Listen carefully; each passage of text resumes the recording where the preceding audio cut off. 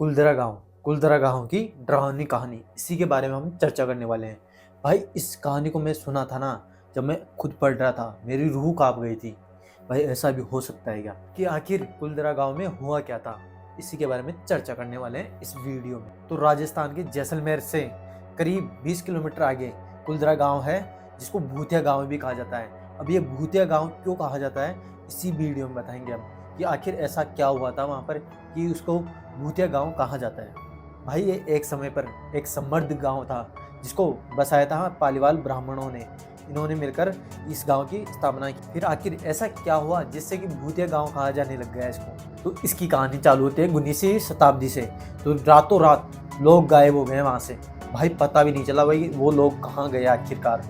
इस चीज़ का किसी को भी पता नहीं है। ये आज तक का रहस्य बना हुआ है, इसके बारे में किसी को कुछ भी जानकारी नहीं है।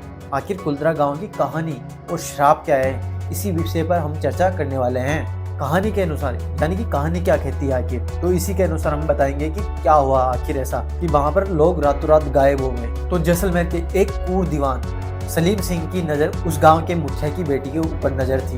वह जोर जबरदस्ती उससे शादी करना चाहता था, पर गाँव वाले इस बात से राजी नहीं थे। और जब गांव वालों ने नहीं मानने की कोशिश की, तब उसने धमकी दी कि अगर वो उनकी बात नहीं मानेंगे गांव वाले, तो वो पूरे गांव को बर्बाद कर देगा।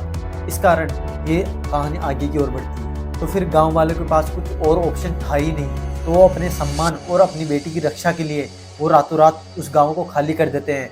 खाली करने के साथ भाई वो एक गाँव को एक शराब भी देकर जाते हैं कि यहाँ पर कोई भी नहीं रह सकता, मतलब यानी कि यहाँ पर कोई बस ही नहीं सकता, रह नहीं सकता बिल्कुल भी। अगर कोई इंसान वहाँ पर रहने की कोशिश करेगा तो वह बर्बाद या उसके साथ कुछ हानि होगी। तो इस प्रकार गांव वालों ने उस गांव को श्राप दिया और वो वहाँ से रातों रात गायब हो गए।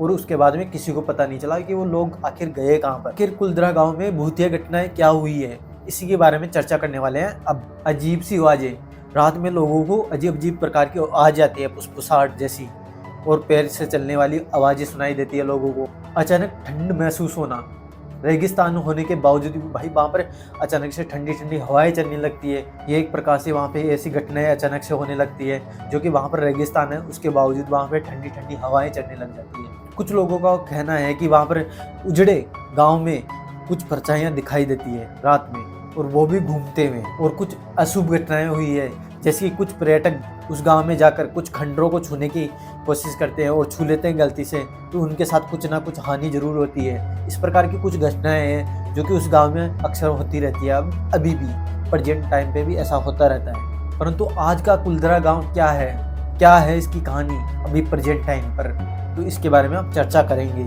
कुलधरा गांव इस प्रेजेंट टाइम पे ASI यानी कि भारतीय पुरातत्व सर्वेक्षण के अंतर्गत संरक्षण में लिया गया है, और इस टाइम पे उनके संरक्षण में है वो। और ये एक प्रकार से एक पर्यटक स्थल भी बन चुका है, जो कि लोग रहस्यमय कहानियां और उनको रोमांचक देखने के लिए वहां पर अक्सर आते रहते हैं। लेकिन कुलधरा गांव के प्रेजेंट टाइम में इस गांव के खंडरों में सन्नाहट और कुछ अद्भुत शक्तियों का महसूस किया जा सकता है। प्रेजेंट टाइम में भी ऐसा होता रहता है। तो ऐसी ही कुछ डरावनी कहानियां सुनने के लिए हमारे पेज को फॉलो करें और चैनल को जरूर सब्सक्राइब करें। लाइक करते हुए जाना भाई। मिलते हैं नेक्स्ट वीडियो में आपसे बहुत जल्द।